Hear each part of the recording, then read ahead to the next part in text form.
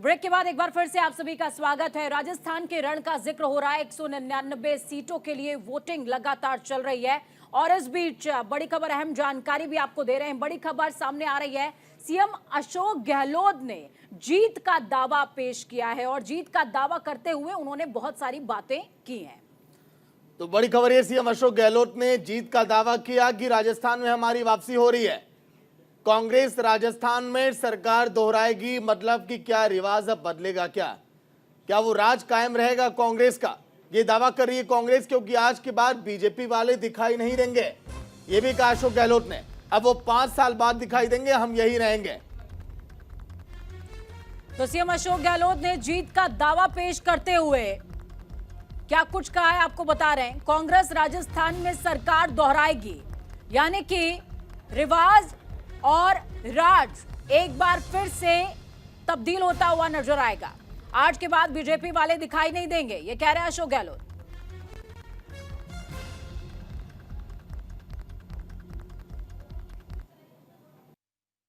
Repeat हो रही सरकार, रिपीट हो रही। गारंटियों की क्रेडिबिलिटी बहुत हाई है, बहुत हाई क्रेडिबिलिटी गारंटियों की है।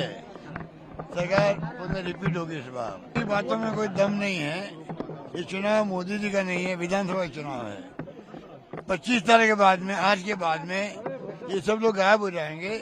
ये 5 साल बाद आएंगे सब लोग। हम लोग यहीं रहेंगे, हम जनता के बीच जाएंगे, उनके सुख दुख में भागीदार बनेंगे, विकास की बात करेंगे, आते जाते रहेंगे उनके बीच में। वो नहीं आने वाले, 5 साल बाद आएंगे सब लोग। आप समझ सकते हो जनता की निगरानी रहेगी। तो अश्विनी शाही, रत्नेश जी और रुद्र जी लगातार जो कि बने हुए चर्चा में, एक बार फिर से ब्रेक के बाद आप सभी का स्वागत है। सर, शाही साहब देख रहे हैं गहलोत साहब का कॉन्फिडेंस, उतावलापन उनका दिखाई दे रहा है। 3 तारीख तक का इंतजार नहीं हो रहा उनसे। शाही जी। सागर जी, इन्होंने जो किया है वो इंतजार नहीं होगा। वो जाना चाहते हैं, हमको लगता है कि थक चुके हैं, आराम चाहते हैं। और हो सकता है जितना काम किया है इन लोगों को पता है काम में। मैं एक छोटा सा उदाहरण देके अपनी बात शुरू करता हूँ। 20 लाख लोग पंजीकृत हैं बेरोजगारी भत्ता के लिए। सचिन पायलट जी को जो आप दिखा रहे हैं, यही बेरोजगारी भत्ता का देने का वो पर्चा भरवाया किया करते थे घूम घूम कर। हम लोगों को वीडियो याद है, सारे समाचार चैनलों ने दिखाया था। 1,90,000 को सिर्फ बेरोजगारी भत्ता मिल रहा है 20 लाख में। 10% भी पूरा नहीं है। और ये मैं नहीं कह रहा, इनके माननीय मंत्री ने विधानसभा में प्रश्न के जवाब में कहा था। तो ये बेरोजगारी का आलम है वहां। किस तरीके से महंगाई है वो आप देख ही रहे हैं। तो ये जाने की जल्दी में है, अब थक चुके हैं, उम्र हो चुकी है। देखिए किस तरीके से नालायक, निकम्मा, कुपात्र क्या क्या कहते रहे, तो मुंह से निकल जाता है। अब वो इस समय अस्ताचल की तरफ है। तो ये सब चीजें हैं। और देखिए किस जो कहते हैं ना राहुल जी और राष्ट्रीय अध्यक्ष जी उनके, वो लोगों को ये तवज्जो नहीं देते हैं। यहाँ पर तो गहलोत की कांग्रेस चलती है।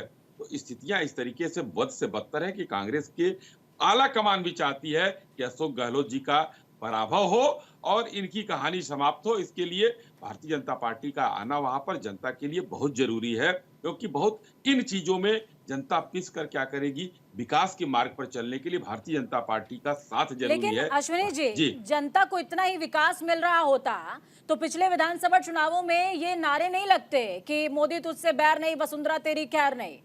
उसको भूल गए क्या सर आप? एक मैं आपको वही कह रहा हूँ। देखिए वसुंधरा जी के खिलाफ वो नारे लगे थे, चलिए ये नारे लगे थे, मैं भी इसे नकारूंगा नहीं। मगर एक मेवाड़ संभाग का 30 सीटें हैं, इसमें काफी सीटें सुरक्षित भी हैं। आप देखिए हर साल के बाद भारतीय जनता पार्टी कितना वहां पर बढ़िया करती है। 2098 में से में 24 सीटें इन लोगों की थी, 6 हमारी थी। 2003 में हम 23 पर पहुंच गए, फिर 10 साल बाद 26 पर पहुंच गए। अब फिर वही स्थिति होने वाली है। और अब देखिए हमने बरकरार क्या किया, 2018 में इनसे ज्यादा हम 15 पे थे, ये 10 पे आ गए। तो हम फिर जनता ने हमको बढ़ाया है। अब जनता वहां पर ये जान रही है कि जिस तरीके से उत्तर प्रदेश, मध्य प्रदेश हर जगह विकास हुआ है, उस तरीके से राजस्थान में भी विकास करना है। तो फिर से सरकार को बदलना होगा और लगातार सरकार को रखना होगा। इसलिए वहां की जनता ने इस बार मन बना लिया है कि मोदी जी के नेतृत्व में सबका साथ, सबका विकास और सबके विश्वास को साथ लेकर आगे चलना है, तभी आगे कल्याण है। देखिए अभी अश्विनी शाही जी ने कहा प्रधानमंत्री जी, तो मुझे आप और भारतीय जनता पार्टी के नेता और आप पीसीआर की पूरी टीम मुझे ये दिखा दे कि प्रधानमंत्री जी ने किसी भी रैली में बताया हो कि भैया उनकी उत्तर प्रदेश, एमपी, हरियाणा, उत्तराखंड, महाराष्ट्र, गुजरात, त्रिपुरा और मेघालय में सरकारें हैं। अगर किसी भी चुनावी सभा में प्रधानमंत्री जी ने यह बताया हो कि हमने यहाँ पर ये काम किया है इसलिए आप हमको राजस्थान में वोट करिए, एक भी जगह नहीं बताया। चलिए प्रदेशों का तो छोड़ दीजिए, अगर प्रधानमंत्री जी ने अपनी सरकार की उपलब्धियां बताई हो तो आप मान लेते, लेकिन मैं बताऊंगा कि प्रधानमंत्री जी की 9 साल की प्रधानमंत्री रहते हुए उपलब्धियां क्या है। वो है आयुष्मान भारत योजना में घोटाला, वो है पर्वतमाला योजना में घोटाला, वो है अयोध्या विकास प्राधिकरण में घोटाला, वो है एचएल में घोटाला, वो है एनएचआई में घोटाला। चलिए रोक रहे, फिलहाल एक बड़ी खबर आ रही है आपकी टीवी स्क्रीन पर। राजस्थान में 199 सीटों पर मतदान जारी है। 11 बजे तक मतदान के आंकड़े 24.74%। थोड़े संतोषजनक अब आंकड़े सामने आ चुके हैं। केकड़ी में 18.9% मतदान हुआ है।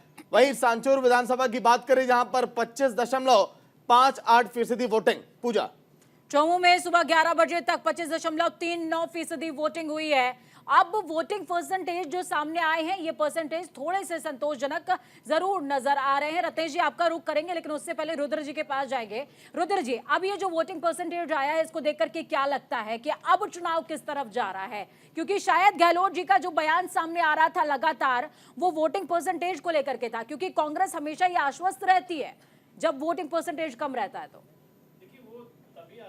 है कि जब उसको ऐसा लगता है कि वोटिंग परसेंट बढ़ने का मतलब होता है कि सरकार के खिलाफ वोटिंग हो रही है। तो आप जिस तरह से आंकड़े अभी आते जा रहे हैं, अभी 11 बजे तक की बात हो रही है, अच्छी खासी वोटिंग होने वाली है राजस्थान में, क्योंकि राजस्थान मतलब कम वोट डालने वाले प्रदेशों में नहीं गिना जाता है। तो ये आंकड़े आप देखेंगे 70% के आसपास होने जा रहे हैं।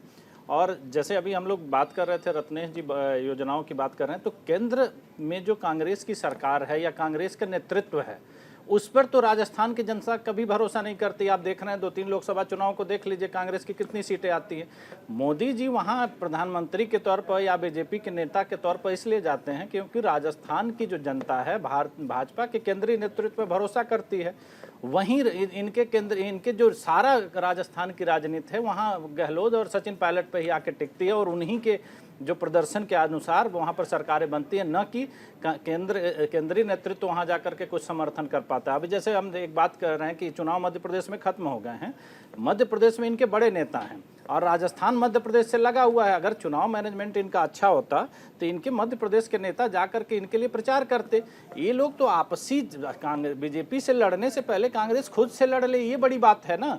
यहाँ सारा सवाल, अब जैसे बात हो रही थी कि आपस में उनकी कलह है, उसको उन्होंने कवर किया। उन्होंने अपने केंद्रीय जो सांसद हैं उनको चुनाव में उतारा, क्योंकि जो आपसी कलह है, गलती होना अलग बात है लेकिन गलती को सही नहीं करना ये गलत बात है। अब जैसे इनके देखिए कि अगर आप छत्तीसगढ़ में देखेंगे तो अपने दम पर बघेल चुनाव लड़ रहे हैं। ऐसा नहीं है कि राहुल गांधी के चेहरे पर वहाँ वोट मांगा जा सकता है।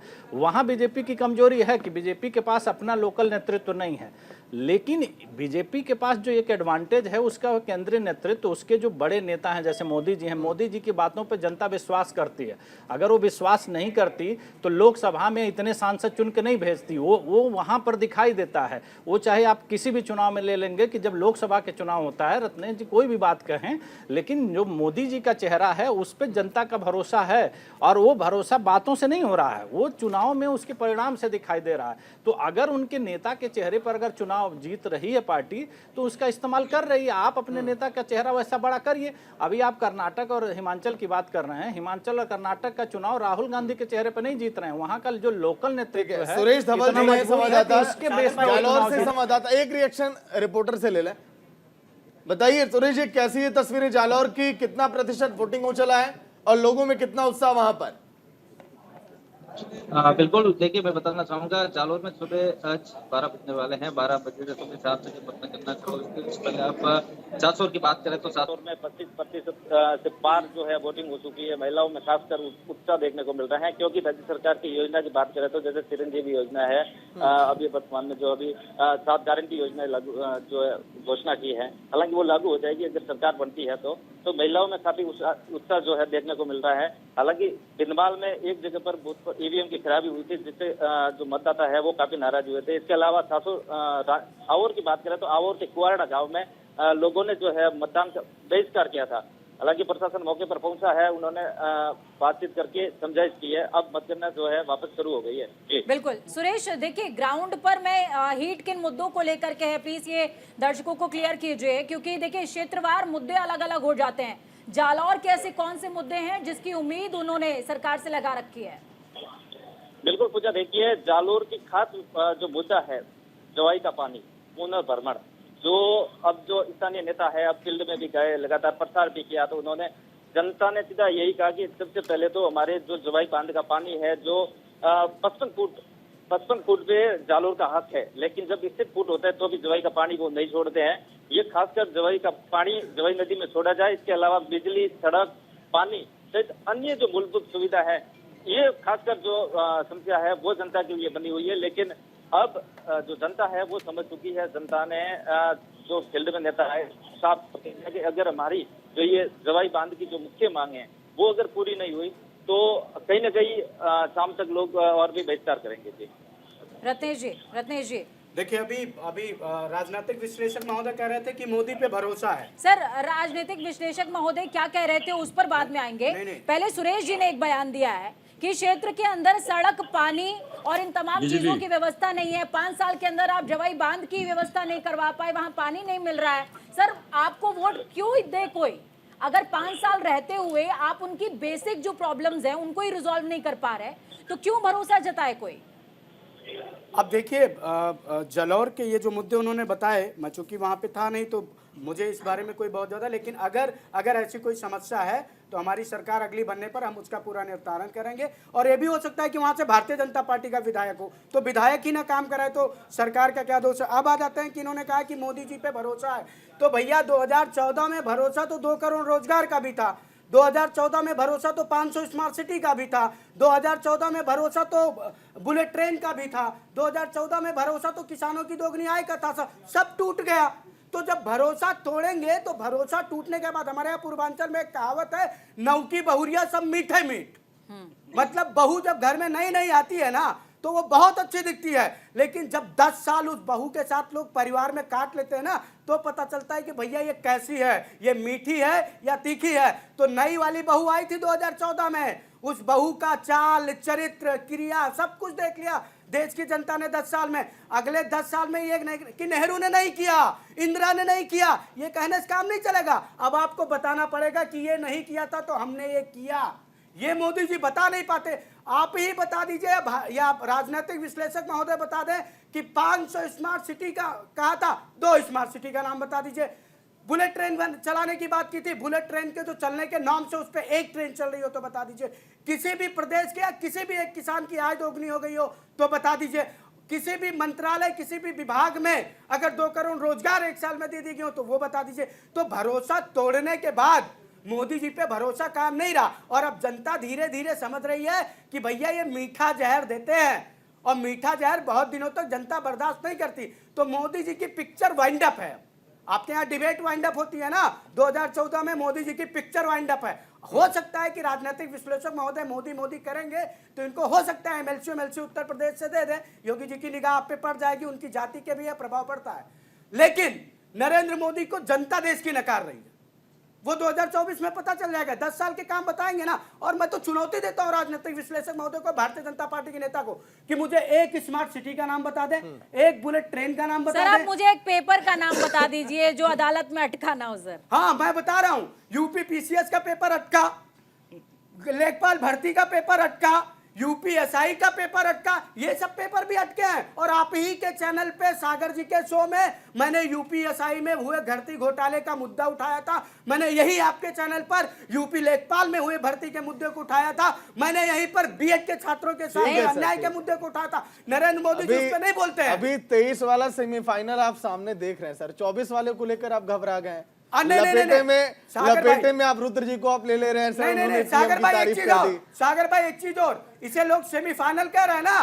कल को जैसे मोदी जी के नेतृत्व में भाजपा चुनाव हो रहे, अरे ये सेमीफाइनल कहा था, ये तो प्रदेशों के चुनाव थे। मैंने ये देखा है, भारतीय जनता पार्टी वाले जैसे जीतेंगे तो मोदी का फोटो, हारने लगेंगे तो 3 तारीख को आपको निमंत्रण दूंगा पक्का। रत्नेश जी, अब मैं एक चीज और बता दूं, आपने जितने दावे आज किए ना 5 राज्यों में जीत के, 3 तारीख को सवाल उसी पर लूंगा जब आप यहाँ पे होंगे। जवाब दूंगा। और एक चीज सुन लीजिए, अगर मीडिया ने जेपी नड्डा का फोटो चलाना शुरू कर दिया तो समझ लीजिए भाजपा हार गई, और अगर नरेंद्र मोदी का फोटो चल रहा है तो समझ लिया भाजपा बढ़त बढ़ा रही है। देश की जनता यही से समझ जाती है, मोदी नजर आए तो जीत रही है, जेपी नड्डा नजर आए तो हार रही है। मतलब आप ये तो मानते हैं ना मोदी मतलब करिश्मा? नहीं नहीं नहीं, मोदी अगर हार जाएंगे तो मोदी को नहीं दिखाया जाएगा। अरे भैया मोदी मतलब जो इनके घर का एक ही चेहरा है वो भी अगर बेनकाब हो गए तो बेचारे किसके चेहरे पर मूर्ख बनाएंगे देश की सर जनता को? लायक बेटा एक ही होता है, कुलुंजियर कर देता है। नहीं नहीं, लायक बेटा भी नालायक बन चुका है ना। लायक बेटे ने कहा पिताजी हम आपको हवाई जहाज में उड़ाएंगे, पिताजी को लाके चप्पल विहीन कर दिया। बोले पिताजी हम आपको बुलेट ट्रेन में चलाएंगे, पिताजी साइकिल पे चलने लगे। थोड़ा सा धैर्य, ऐसा लायक बेटा नहीं चाहिए देश को। अश्विनी जी। जी प्रीति जी, देखिए किस तरीके से इन्होंने स्पष्ट रूप से बातों में कहते कहते मान गए मोदी जी करिश्माई व्यक्तित्व हैं और आपने उस पर जो है इनसे बात कहलवा दिया। लेकिन आज जो है जिस तरीके की बात, अब जालौर की बात अभी आपके संवाददाता कर रहे थे, कहा कि हारने सुन पे लीजिए, देश में इनकी सरकार रत्नेश जी आपने बोला, किसी ने बीच में बोला। क्यों नहीं चलता? रत्नेश जी आप बोल रहे थे किसी ने टोका टोकी नहीं, मैं नहीं नहीं की टोक रहा, मैं बस सर। पूछ तो रहा सुन हूं कि हारने पे लीजिए, मोदी जी का अश्विनी जी चेहरा भी क्यों सुन रहे थे, आपकी बातों को जवाब अब दे रहे हैं। बोलिए बोले सर। भैया, बोले बोले। देखिए जो कमजोर होता है सागर जी, वो बोलता है हमें कोई छोटे नहीं, भाई हम हैं कमजोर हमारे, नहीं इसमें है, कोई ये दिक्कत सब मत वाली बात बताइए, नहीं है। ये बतूली बाजी मत करिए, बतौले बाजी मत करिए। रत्नेश जी मैं कमजोर नहीं हूँ, कौन कमजोर है कौन सबल है ये देश की जनता निर्धारित करेगी। ये मत कहिए मैं सबल हूँ, ये देख रही है देश की जनता। इंडिया न्यूज के जो चैनल के जो दर्शक है वो देख रहे हैं कि कौन कितनी मजबूती से खड़ा है। हो गया सर। पोथा चना बाजे घना कहावत आज नहीं हाँ, बनी मोदी है, जी की ये तरह कांग्रेस अकेले के लिए बसते बनी रहते है। हैं। रत्नेश जी मोदी हो गया की तो तरह सुन लिया अकेले अश्विनी जी बसते को। रहते हैं। सर मोदी जी अकेले बसते कांग्रेस रहते के हैं, मैं सर मानता हूं। प्रवक्ता जितने भी होते हैं सर अधीर बहुत ज्यादा होते हैं सर, थोड़ा सा चलिए patience बड़ी है। खबर आ रही है आपकी टीवी स्क्रीन पर, लौट कर आएंगे आप सभी के पास। एक बड़ी खबर राजस्थान चुनाव से जुड़ी है। राजस्थान चुनाव से जुड़ी एक बड़ी खबर, 199 सीटों पर वोटिंग जारी है। 24% वोटिंग हो चली थी, लेकिन धौलपुर में सबसे ज्यादा मतदान हुआ है। धौलपुर के आंकड़े सबसे ज्यादा 11 बजे तक 30.25% वोटिंग हो चली है धौलपुर में। पूजा, सबसे कम मतदान उदयपुर, झीलों के शहर उदयपुर में हुआ है। सुबह 11 बजे तक 21.07% वोट पड़े हैं।